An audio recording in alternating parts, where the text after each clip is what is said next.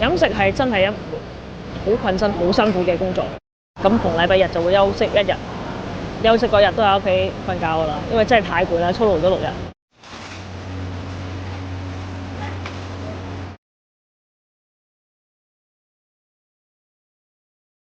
阿欣喺呢度已經做咗2年幾，間店係由佢契爺喺40年前左右開嘅。我諗都要40年前㗎啦，即係我伯爺做嘅，咁咧就喺個街嗰度嗰段時間後期咧，我就過去幫佢手，咁咪再轉咗落去由我去接手去經營咯。以前咧就喺寧波街嗰度嘅個檔口，後期佢而家就搬咗入嚟呢個位置。我哋即係唔會賣啲好特色嘅點心，即係通常啲大陸嘢啊，蝦餃、燒賣啊、牛肉啊、排骨啊、腸粉啊、中豆飯啊，即係啲頂套嘢咧。因為你始終都係一個街邊啊，幫襯嘅大多數都係啲街坊。2年幾前，街市一場火災，凌洪山有咁開始無魄力支撐，於是揾嚟大專讀 marketing 嘅阿欣幫手。唔知初2、初3啊，我記得好似係。就因為嗰件事，覺得喂，你再重新開個，即係冇咁嘅魄力啦，咁啊真係要揾人去幫下手。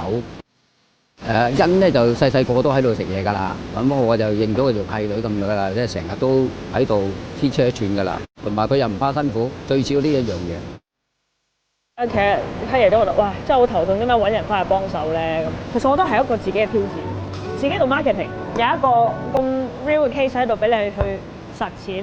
如果呢度搞得成功，即係證明你㗎嘛，咁即係證明我讀嘅嘢冇浪費過。未接手之前，阿欣打過幾份工，亦喺佢媽媽開嘅快餐店工作。當時我媽見佢年紀大，不如翻鋪頭幫手啦。咁當時翻到我媽度幫手，一般都係日常輔助我媽嘅營運。美其名為太子女，但翻工一啲都唔開心。伙計係阿媽請嘅。如果我有啲咩新嘅諗法咧，佢哋係唔會服從你嘅，因為係你阿媽請我噶嘛。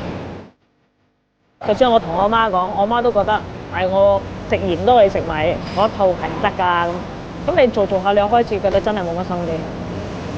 既然有個機會，我係唔可以話晒事喎。我諗嘅嘢係可以實行出嚟喎，實踐出嚟喎。我不如試下啦。如果呢度可以一路營運到，真係對自己一個證明。我想證明俾我父母聽，我都係叻嘅，我都係成功嘅。阿欣開始落力喺唔同嘅地方宣傳，開 Facebook、揾報紙雜誌介紹、整傳單等等。唔單止咁，佢仲要落手落腳做。我媽係做快餐店西餐嗰邊啊嘛，完全點心係零接觸。點樣去揾點心佬翻嚟做點心檔咧？一路做一路學。我啲沖茶、沖咖啡、沖嗰啲手全部黑色，啲手爆擦。咁都好多謝呢個師傅，即係可以令到我呢度可以繼續營運。係啊，咁開始一路做落去，開始同佢越嚟越默契啦。咁佢都喺度幫我差唔多2年啦。有一份成功感嘅，即係啲客嚟話喂，你杯奶茶咖啡好飲啊，或者係 keep 住有班客會每日都嚟食嘢，咁即係證明我嘅營運 OK， 我嘅味道 OK， 啲人先會 keep 住嚟嘅啫。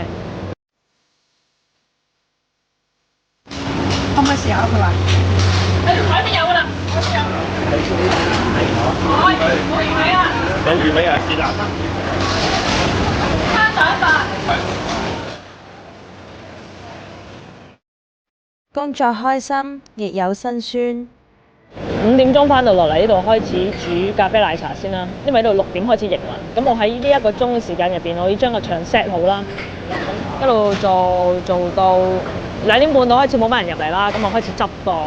咁到6點零7點就去街市買一啲聽日會準備用嘅食材，因為我太早開工啦，咁街市都未開工。